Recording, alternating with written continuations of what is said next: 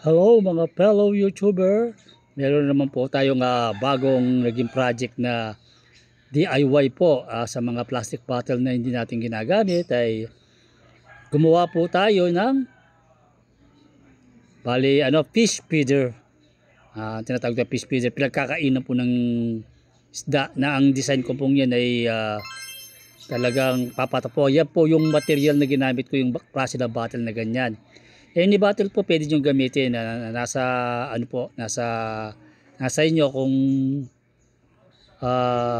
ano yung napupusuan yung gamitin. Pero basta any plastic bottle, basta yun lang ang material, plastic bottle, and alam nyo po yung dinidikit sa salamin. Yun yung nabibili po sa mga pet shop yun. Sa mga nagtitinda ng aquarium. Yun lang po ang bibili nyo. Yung plastic bottle po hindi nyo nabibilin. Gagamit po kayo ng cutter. Nakita nyo po, minumonstra ko dyan. Na ganyan po yan. Inano ko yan na bali pinutol ko po ng ganyan using cutter. Kaya lang hindi ko na po pinakita sa inyo yung talagang time na kinakat ko sila. Ganyan lang po ang ano niya, napakadali po. Kung nakikita niyo po yung pinanggalingan po nila ay magiget niyo na po kagad kung paano yan nakortehan ng ganyan. Malambot lang po yan kaya yung cutter kayang-kaya po yan. At yan, careful po tayo sa paggamit ng cutter. At the same time, gumamit din po ako ng gunting and soldering iron. Yung soldering iron dito po yan, pinambutas ko po dyan para pumapasok natin yun. At kumbaga, maidikit natin dalawa, yan using soldering iron. Yan po ang procedure na ginawa ko. Tapos once na nadikit nyo na yan, ganyan po ang itsura ng finished product. Yan po yung malaki, yun yung maliit. Yan, dalawa po yan. Dahil ang aquarium po natin dito ay tatlo. Yung isa po yung nakagawa na tayo. Na yun pong unang-unang ginawa natin, na bilog naman siya. Pero ito naman ang shape, na nagustuhan ko po yung klase ng bottle na yun, iba po ang shape niya. Kaya nasa sa atin yun, yan, importante po yan, yung pandikit sa salamin. Kasi didikit po natin sa aquarium yan. Magmimistulan niya, nakapix po yan. Tapos yung sa taas po nung doon lang po tayo maglalagay ng ng pagkain. Yan, kung nakikita niyo po ang ating aquarium. Ngayon, isa rin po tools to na nabili natin sa online na panglinis po ng salamin yan. Na talagang kailangan din po natin yan. Kung titingnan niyo po, kasi bago ko po ilalagay yun, lilinisin muna natin itong ating mini tank. Maliit na tank lang po ito dahil sa location po nito yung pinatutulugan ng aking mother, yung kubo po namin. Kasi doon po nakatira yung mother ko sa may kubo namin.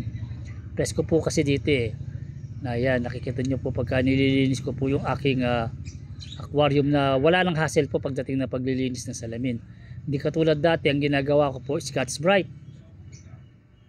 Yung ganun pong ginagawa na, ini-isis po natin yan sa loob. Pero yan, kung nalilinis mo po siya na hindi ka na po nababasa ang kamay. Ganun po yun. Nakita mo, nasa labas lang po yung pag-isis mo. Pero yung magnetic po yan, yung kabila po niyan ay nakakapit doon sa kabila. Na meron rin po siyang brush. Yan. Ganyan po ang itsura niya pagka i-attach po natin. Yan, Kagandaan niya ano po natin yan. May gagalaw-galaw po natin. Ganyan lang po ang kanyang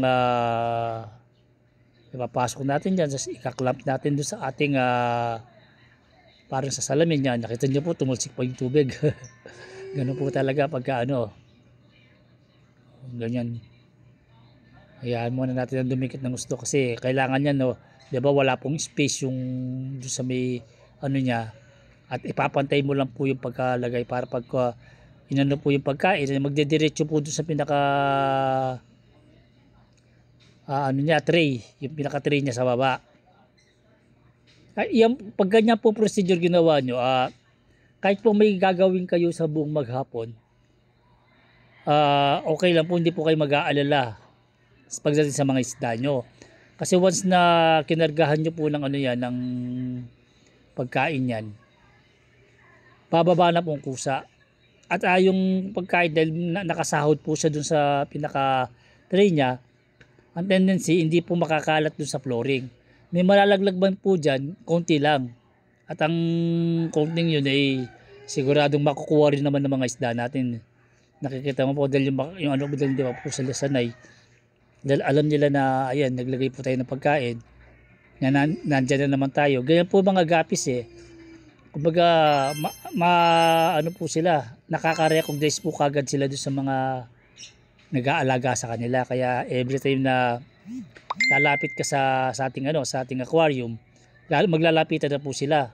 Makikita mo po kagad yung kanilang mga sigla. Ayan. I-close up po natin pagka may pagkain yan, no. Ganyan lang po gagawin. Nandiyan yung pagkain. Kay kusang ano yan, unti-unti kasi yan, mga floating pellets yan. Pero pagka nabasa po yan, unti-unti pong bababa yan. Nakita niyo po yung pagbaba. Ayan. Medyo hindi po nila recognize yung yung place ng pinagkakainan. Nag-aabang po sila sa ilalim. May nakita sila sa baba pero nag-aabang sila sa ilalim. Oh, nakita niyo po kung may imagine niyo po kung gaano po ka-safety na nakasahod po yung pagkain nila dyan na hindi po mo lalaglag dyan maliban lang po pagka pupunta nila at magiging malikot sila. Pero yung mga malalaglag dyan ay hindi na masasayang kasi yung mismong nasa baba, yung mga isda nasa baba sila po ang kukuha. Kaya kung nakikita nyo po yung pagka build po nyan, yan po ay galing po sa plastic bottle na dapat na itatapon na natin. Kaya yung sinasabi ko yung pagiging malikaing isip, yung pagiging artistic at pagiging creative ay talagang nagagamit po natin yan. Imbis na itatapon na lang po yung plastic bottle na yan ay napakinabangan pa. Kasi pagka nag-avail ka po, meron po talagang sa market na nabibili na ganyan. Ay yung isa po nakita niya na po. Yun. Unti-unti na po nila nare-recognize yung pagkain eh. Dahan-dahan po sila na ganyan po talaga sila yan. No? Nakita niya po. Nakita na po nila. Kaya kung makikita mo yung mga gapis talaga, sa umpisa talaga, pinag-aaralan rin nila yung environment nila na yan po ang nalagdag sa environment nila. Nakita nila na meron na pong pinagkakainan na ganyan. Kaya kahit na ikot-ikot lang po sila dyan, nakita nyo po dahil alam nila nasa harap ako ng aquarium. The same time nakikita nyo po yung ating mga collection na transformer sa likod. Nakita mo yung iba, naghahanap po ng pagkain sa ilalim. Pero yung isa yan, nakita mo. Nakita na po niya. Kaya talagang sobo-sobo siya. Sobo-sobo na po siya dyan. Busog na siya dyan. Kasi nasosolo niya na. Kaya sa ating mga brothers and sisters na dyan, wag po kayong mag-try ng kung ano po yung nasa isip natin na gawin. Lalong-lalo na kung ito'y pakikinabangan po natin. Kasi kagandahan po nun na hindi po lahat ng bagay ay binibili natin.